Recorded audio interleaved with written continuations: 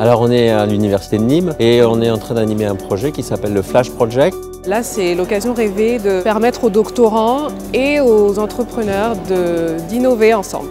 Ils sont en compétition, ils ont la journée pour inventer un projet innovant. Ce qu'on leur demande, c'est juste l'impossible. Il faut qu'ils nous pondent un projet de création d'entreprise, d'activité nouvelle. Et ce soir, ils vont présenter leur projet devant un jury. La difficulté de l'exercice est d'abord la rapidité, le besoin d'une créativité intensive. Et c'est aussi d'arriver à faire travailler ensemble des doctorants et des entrepreneurs qui sont vraiment deux mondes qui se méconnaissent assez. Résumons, ce qu'on veut surtout, c'est qu'ils puissent effectivement demain se défendre à armes égales vis-à-vis des meilleurs élèves ingénieurs de ce pays pour acquérir un emploi de type privé industriel. Je suis ici parce que j'aime beaucoup l'idée de pouvoir lancer en fait un projet au niveau start-up, de partir sa propre idée et construire son entreprise. Si je me base en tout cas sur l'expérience qui avait été la mienne pour les doctorales, une bouffée d'air d'abord, et puis une ouverture d'esprit qui peut apporter un angle de vue nouveau sur nos travaux qui sont avant tout quand même des travaux de recherche. On a un objectif à atteindre ensemble et on se donne tous les moyens possibles de le résoudre et voilà, de trouver des solutions. En gros, qu'est-ce qu'on vend, à qui et pourquoi est-ce qu'ils nous l'achètent?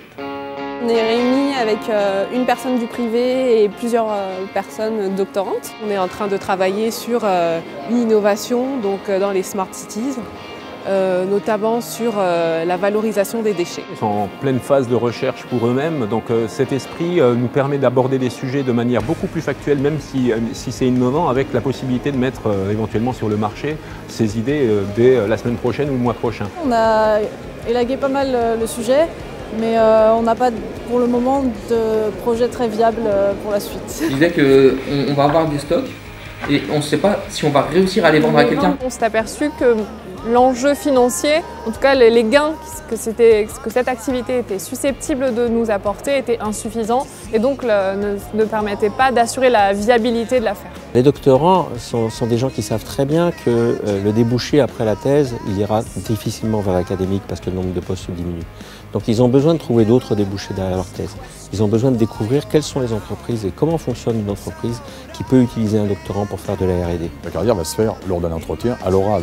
Et au niveau de cet entretien, c'est là où il faut montrer sa différence et montrer qu'on a vécu de telles expériences. Et également me rendre compte que je suis capable de faire autre chose que ce que je fais au quotidien et d'avoir cet avis justement extérieur sur toutes nos capacités. Je suis assez satisfait d'un point, c'est qu'aucun d'eux n'a cherché à mettre en avant son travail de recherche, mais c'est plutôt focalisé sur le sujet qui nous a été attribué. Nous pouvons monter une start-up qui permettrait de trier les déchets. Pas de conditionnel malheureusement. Ça a permis de retirer donc déjà, de discuter, d'interagir avec des professionnels, de voir comment ils fonctionnent en fait et de comprendre comment aboutir à des projets qui peuvent être viables. On avait beaucoup d'hypothèses. Finalement, dans la dernière heure et demie qui nous restait, on a pu définir un projet, le mettre en place de A à Z et c'était vraiment stimulant et très très intéressant. Alors du coup, nous ce qu'on va vous proposer, c'est la possibilité de construire des logements d'urgence avec ces déchets. Les critères pour juger un projet, c'est son originalité, son caractère innovant, sa faisabilité technique et financière, et puis voir s'il s'intègre bien dans la problématique